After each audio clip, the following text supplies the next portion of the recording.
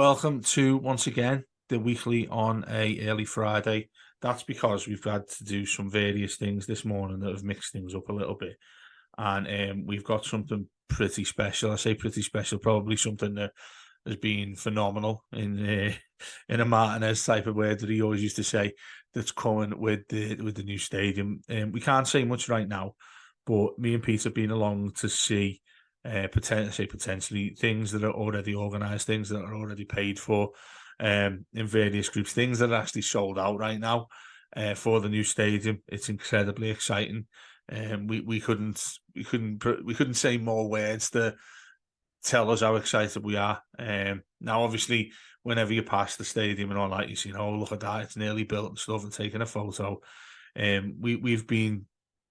We've been along to the club who've shown us what is actually coming along in regards to what is inside and what you can do and the various things that are available. Like I say, we can't talk too much about it, Pete, can we? But on Monday afternoon, all of our content will be available for you to watch and listen to on a podcast as usual. And obviously, we want loads of feedback on what you think, what you think's going on there. And we left and we last night. People might be just so excited about, and in a different way, really, because it's the type of thing that just it's not really been unveiled to many people. But we come away from that where we were just staggered, didn't we? Absolutely, mate. Absolutely, and it's worth reiterating as well is that the experience that we had last night is something that will be open to other Evertonians. Yeah. At some stage, certainly, like you say, I think Monday is the launch day, and it's such an exciting time. I genuinely left there yesterday feeling feeling on top of the world and Yeah. really excited, really excited. I'm already excited about things that are happening in terms of that new stadium. But this took it to another level. Yeah. So I think Evertonians are going to be incredibly proud, incredibly excited, and I can't wait for everyone else to get a chance to go Yeah. in and see what we did. It really was staggering. Obviously, like I said, we'll find it out. The club obviously are releasing some stuff on Monday as well, but we've done some preparation things that you can hopefully, in layman terms, you'll be able to listen and ask us questions and anything like that. Right. But between now and then, we've still got a game this weekend. We're travelling away to Crystal Palace, who've been a decent side so far this season. Last week, I don't know whether you'd agree with me here, Peter, or not, given how we drew that game, and given that they scored a late goal, given the way the game went, about how we approached it.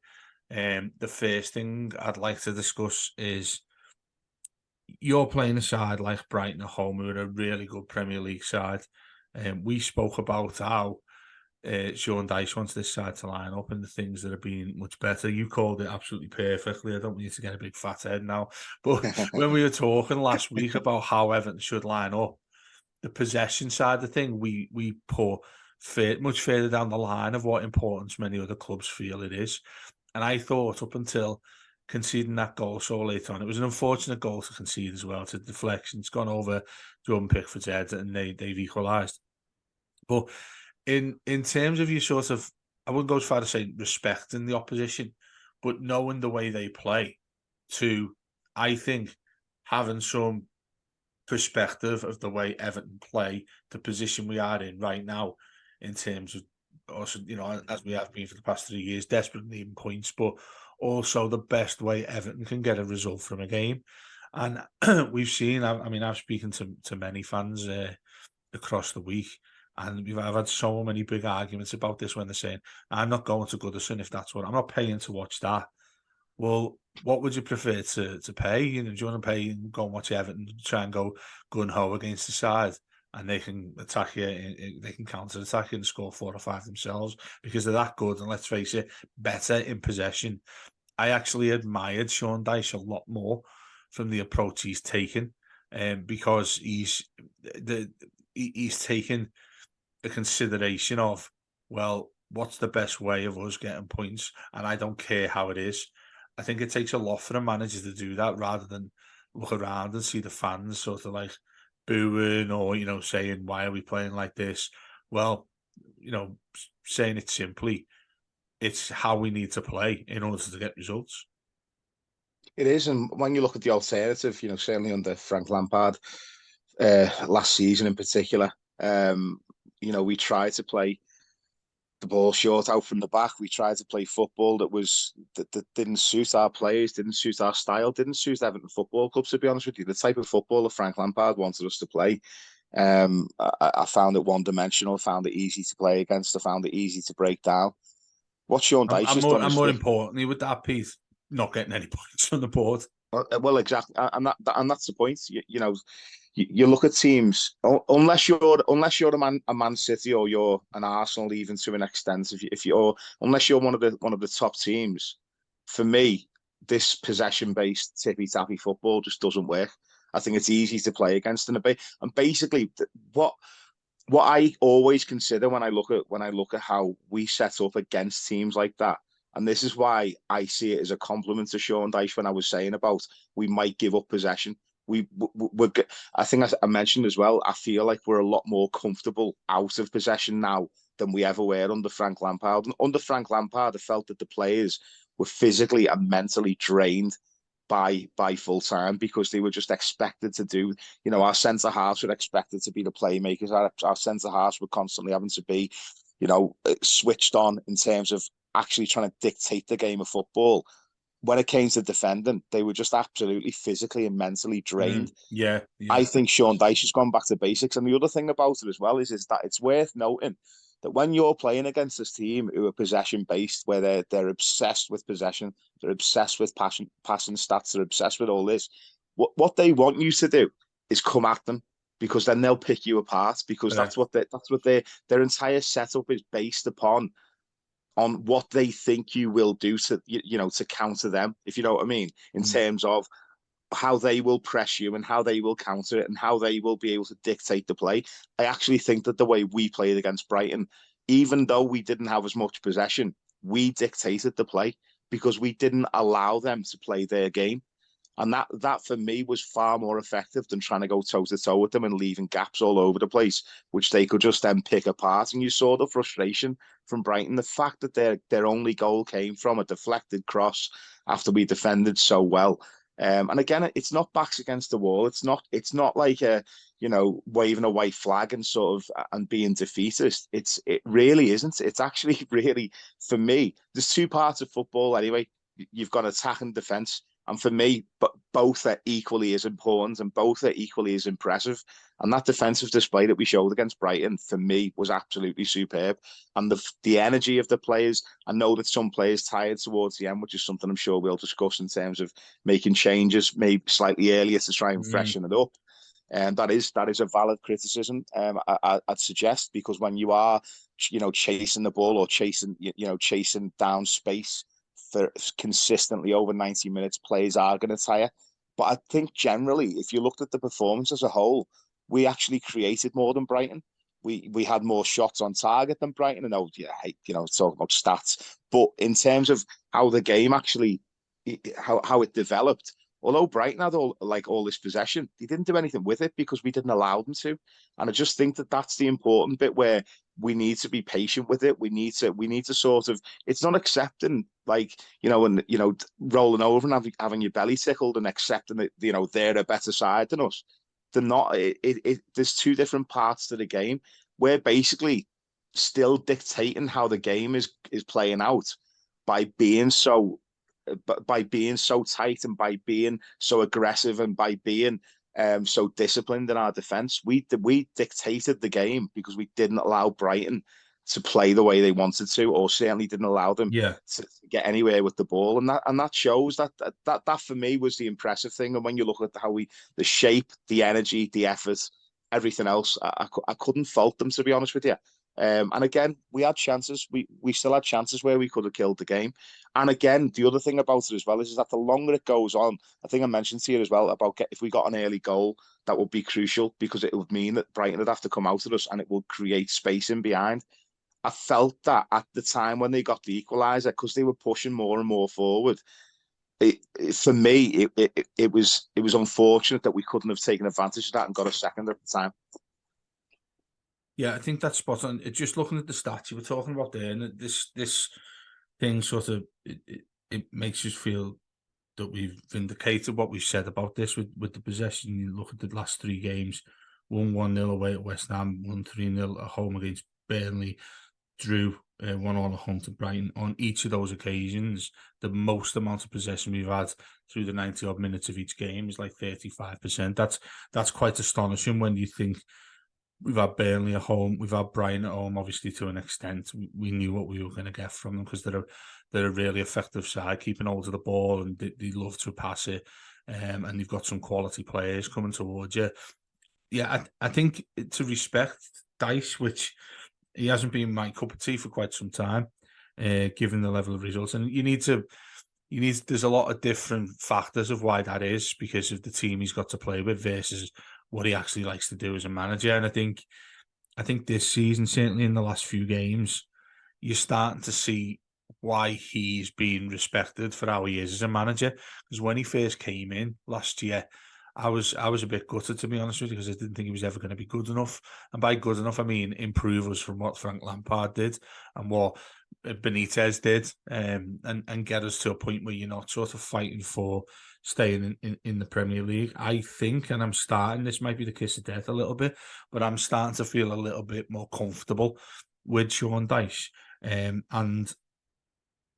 like I said, the argument is the debate you have with yourself, with your friends, whoever it is on this podcast, is do you think what you're doing with Sean Dyche and what Sean Dyche's approach is here, i.e., soaking in pressure? And also, I think a big part of this as well, Pete, is the central defence that we've got now. Branthwaite, we've banged on about now. It's almost like a broken record, how much we love him and how much of a top-class player he is already at such a young age. You've got Tarkovsky next to him, captain, who's a really, he's a top defender that there's been going for many, many years. We got him on a free. I think the fullback thing's an issue, not because I think Michalenko's had some of his best games for us in the last 2 or 3 games, and he's really, really grown.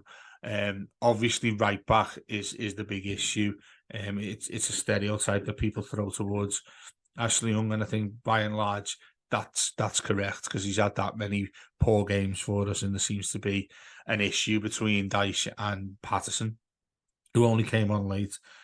But that side of things is, like I say, it's definitely starting to make me feel more comfortable with that. We're happy to soak in possession, and I think undoubtedly that's going to happen against Crystal Palace. And if you were to say that, say go back 6 months, go back before the start of this season, you saying that the opposition are going to have at least 70% possession against you, you think we're going to lose the majority of these games. We're not going to have a chance to win. We won't be having many shots on target. But I think what you see now from how he sets this up with a solid midfield approach, we missed Onana last week against Brighton. I don't know if he's fit now for this Crystal Palace game. Just a gay comeback in as well.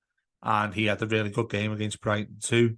I thought Harrison was a little bit undercooked for us and didn't help out Ashley Young, which is sort of ironic. But then when you look at Calvert-Lewin, who's spearheading anything we do in an attacking sense, he's looking now, and again, I hate if this is like tempting fate, but this is the best physically I've ever seen him as an Everton player.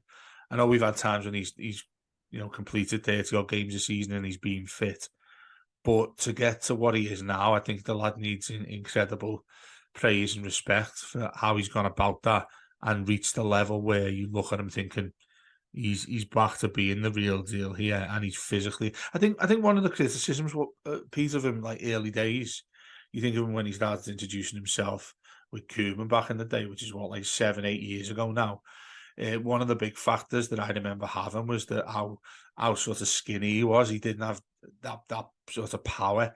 You look at him now, and he's a big lad. He's a big lad. He's mighty. He's strong. He's quick. He's everything you want from a Premier League striker. The only thing we've missed, obviously, is him not being able to complete any games or even get on the pitch. A run of that now, I think that has come at the most ideal time, because if you couple that with what Dyche has been doing, with the lack of possession and not really being asked about it, you've got somebody at the front of the field. And I'm not just talking about stereotyping this with, oh, let's throw a long ball up to him. Let's get one of the defenders to play it up diagonally. By all means, that's there, but that's there for every club. I'm not looking at us thinking we're doing that all the time and getting absolutely nothing from it. I'm looking at being, the ball staying on the floor, going into midfield, and they're able to play a decent ball into him. We can run into either flank. He's got someone behind him like Decore, and other players who can get in and around him. That was always an issue for many players. And I mean, it's a good, I can't even remember the time when we've had two centre forwards like traditional football is 4-4-2. We haven't done that for donkey's years. And that creates automatically the striker that's up there has got to do a lot more. He has to carry the weight of potentially having another striker next to him. With Calvert-Lewin, the intelligence is there from him. Like I say, if you've got a 10 getting up near him, he's fine dropping out wide. He's fine dropping deep to pick the ball up. He's looking to me like the intelligence has come there with him. And that's obviously that feels a lot more safe than what we're able to do. Now, the other big thing we were going to mention, and you were speaking about it just then, you mentioned a word or two about it, was the issue with subs. Now, I think it's not harsh on Dyche whatsoever, but where people are going to give him belters is when, Young has played so poorly. And people have disagreed with me over this, saying he was fine for half the game. That may be so, but I think when Matoma come on for them, it was on all game, wasn't he? But when he comes to that forward left-hand side, you can see why they wanted him there to go one-on-one, because I think he's a fabulous player. He's a top-class forward left winger. And they probably thought, yeah, he's going to win the running of Ashley Young at the very least. He's going to get past them and create opportunities. In terms of the subs then, Pete, I mean, this is where it drove people mad that Patterson doesn't come on until the 89th minute in this game. I think it's the majority of us have been looking at that thinking you need to get him on right now, because that's the way Brighton are looking to get at us, is by getting it out there to Matoma, and he's getting past him quite comfortably, able to throw a cross in.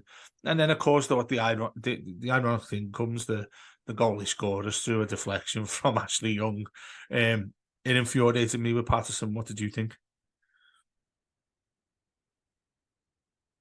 Well, I think first of all, I mean, as you've touched on before, there seems to be, an issue where I think Dyche obviously he doesn't quite think that Patterson's ready. Probably it's an obvious reason as to why Ashley Young has been brought in as well. I think when you look at the other side of the defence as well, I think initially Ashley Young was brought in as cover at left wing back, to be honest with you, because I think it was a similar situation with Mykolenko. I think that Dyche felt that he needed more time. He wanted to work with him. He wanted to get him up to speed. Obviously, Mykolenko started the season. He had a bit of an injury as well. But we've seen that Mykolenko coming back into the side, for me, has probably been one of our outstanding players over the last 4 or 5 games since he's come back in. I think Mykolenko's shown and proven, defensively in particular, that he's improving all the time. And I think it's probably the best run of form that Mykolenko's had for Everton at this stage.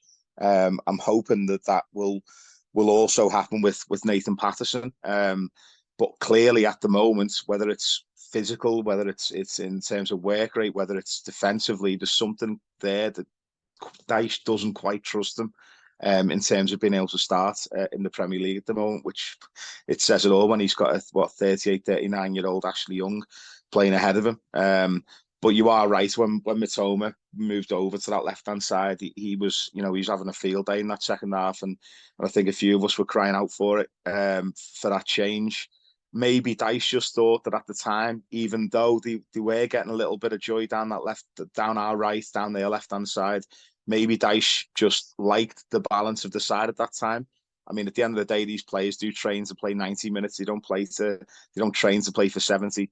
Maybe he felt that the players still had enough in them to cope with it. And like you say, eventually the goal comes from that side, but it is from a deflected cross. It's not like we were picked apart. It's not like we were played off the park. And in many ways, if that goal would have gone in because of Brighton's outstanding play, then it would have been less frustrating, because at least then it's like, well, it's a great goal. The fact that it comes from that deflected cross and it's such a sort of freak goal, I think that was what was most disheartening, and I'm sure that Dyche would have been massively frustrated with that as well after having defended so well for so long.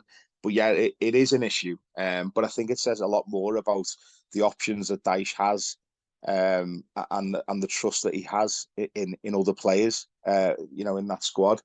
Even I know that Ben Godfrey, for example, has been linked this week in some papers and in some outlets with a move. I think he's been linked with Tottenham and Newcastle. Ben Godfrey's a player who's full of pace and power, and he's probably got attributes that you think, would he be able to have done a job against Mitoma? But having said that, we've seen him struggle in that position before when he's been asked to play at fullback rather than in centre. Well, we've seen him struggle at centre half as well. But in terms of attributes, would Ben Godfrey coming on, would that have made a difference? I don't know. But again, I think with Patterson, even in the games that he has played, we have seen him struggle, himself when he's come up against the pacey winger. When a player's gone one-on-one with him, they are the type of positions that he does actually struggle in. That's probably one of his biggest criticisms. He sometimes commits too early to a challenge and he gets turned. Certainly, he can get a little bit too overexcited and trying to get in for a challenge, or getting too tight to a player. So maybe Dyche actually just looked at it and thought, well, to be honest, with Mitoma playing that well, I might just be, if I throw Patterson on here, and throw him into the Wolves, because maybe he just didn't trust that he would be able to cope with it any better than what Ashley Young was. So, there's a few things to add up there. I can understand the criticism of it. I mean, the other option possibly would have been bringing Harrison off and then putting Ashley Young. He had a stinker, to be fair, though, Pat. Yeah. I thought he was... I think he's been like a bit of fresh air since we got him in, but that I think a lot of people as well were using him. I wouldn't go as far as saying as an excuse for Ashley Young sort of being troubled by what was going on there, because he didn't get back and help him out. But I mean, he's twixt in between there, isn't he? Because he's not playing there; he's playing as a right winger. His idea of having to double and get back rather than being the only outlet when Everton do actually get the ball felt a little bit of sympathy towards him. I think a lot of people at disagree would have said there, but that's how it felt to me. But you've just referred to there as subs. I mean, I'm just looking through the games we played this season, and I'll work out the average of this as well over the weekend, because I'm sure we'll see it again in what he does almost every game. I'm looking at this, and he's not putting subs on until, well, at least at least 75 or later. That to me fits into this, not the stereotype that Dyche is, but that fits into the way in which Dyche operates as a manager. He seems to keep faith with who he's put on as much as he possibly can, and that's even when we're losing games. And I think that is just it leaves an open window for people to criticise him for that, because as soon as stuff like that, you go 1-0 down and you've got 20 minutes left, people are in the middle of a ground screaming, saying you've got to change something up here because it doesn't look like we're going to score a goal. And the other side of that is, it doesn't look like he'll change formation or change the style of play in order to, mix things up towards the opponent. He seems to stick with what he's got, and I think that's an issue with him. But the other side of it as well, before we finish up here talking about the game against Crystal Palace, I know what we were saying desperately, we need to get Onana back in. The midfield wise, I think it's hot and cold me, because against Brighton, I think we struggled, certainly the amount of money and how much they were able to press towards us. But I still think that there's a system he's not completely convinced with himself, because like I was saying, just again, come on, obviously that's because Onana wasn't fit, but you look at when McNeil, for instance, I know you love him, but McNeil as well seems to have to drop inside and help things out. Decore at times, as in, I think Matt did an excellent piece on this. It was either in his echo, but he either said that on there or it was on his Twitter, saying that he's probably the most infuriating player you can ever find, because sometimes when he's in that 10 position, he looks brilliant. He looks like he's the man who's going to, break the game open for us, score goals, set up an assist.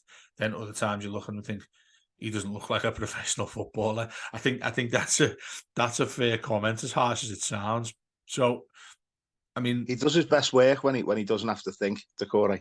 That's such a good way of describing him. Really, there are plenty of players who are like that. It's just instinct, rather than Yeah, him having to drop back into midfield and he goes in a load instinct of and fouls. Yeah, work rate, instinct. They're Abdoulaye yeah, Decore's biggest attributes. and They're I think yeah. his first touch is appalling as well. But we've only got a couple of minutes left here against Palace, who, like I say, are having a really good start to the season. We've had a great record going down there. Everyone seems to refer to it every time we go down there, and probably rightly so. But this is going to be a difficult game for us to go down there. And I know, again, seems to be like a broken record saying this every week, but I seem to feel a lot more comfortable when we go away from home than when we play at Goodison. And I think the points, the points reflect that as well. And I think he's basically going to go with that. Be interesting what he does with Onana back. Does he take out Idrissa Gueye? Does he look at dropping somebody else? Garner, he's obviously going to stick in with Decore. You would expect to be just behind Calvert-Lewin. So who does Onana come in for you? I think he's got to come in for Idrissa Gueye. I really do. I think it was something that we picked up on early on in the season. I think the Aston Villa Cup game was the one where it was kind of like a bit of a light bulb moment where Onana played in that deep midfield role, and it was the best game he'd had up until that point for us. And I think a massive part of that is the fact that he doesn't have Idrissa Gueye. And Onana, we don't have those two tripping over each other and getting in the same positions and almost Onana kind of looks a bit lost when he plays next to Idrissa, because I just think that his best work comes in the position that Gueye covers. So I think if he's going to bring Onana back in, which if he's fully fit, I think Idrissa's got to drop to the bench. I think it's horses for courses.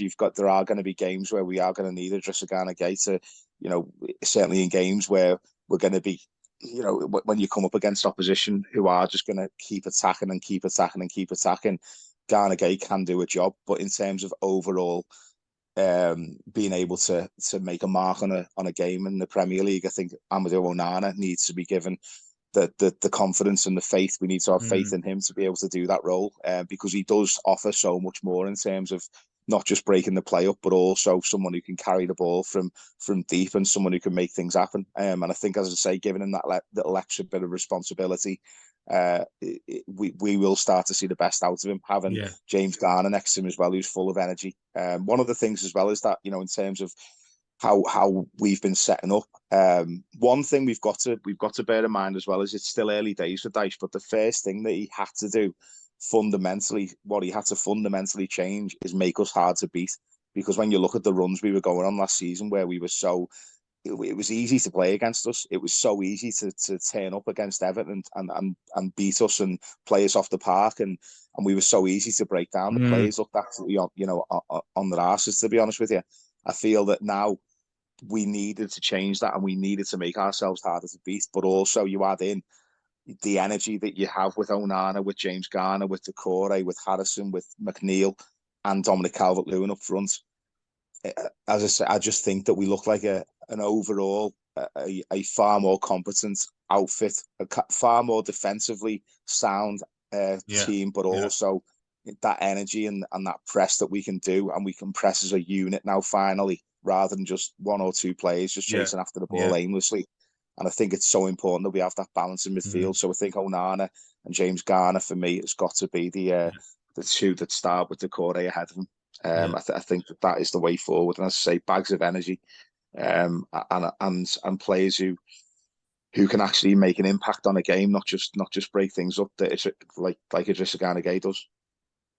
Spot on, mate. I really agree getting Onana back in, because as well as obviously he was doing the things that you were talking about there, but also started to look to me like he was finally getting some consistency in what he was doing. I mean, I was a big critic of him in recent weeks, but we're going to leave it there anyway. Obviously, we've got Crystal Palace away. We'll have post-match, as always, analysing what got on there. Do make sure you're listening to that, and we'll have it out within half an hour of the game finishing as well. If you're on your way back, we'll have it done nice and quickly for you. And as we said at the start of the show, we're incredibly excited about this. The things we've seen, the things that you're going to be seeing on Monday. Make sure you're listening to that around lunchtime, and there'll be bagfuls of stuff out with us here on the Blue Room. Thanks to Pete as always, and up the toffees.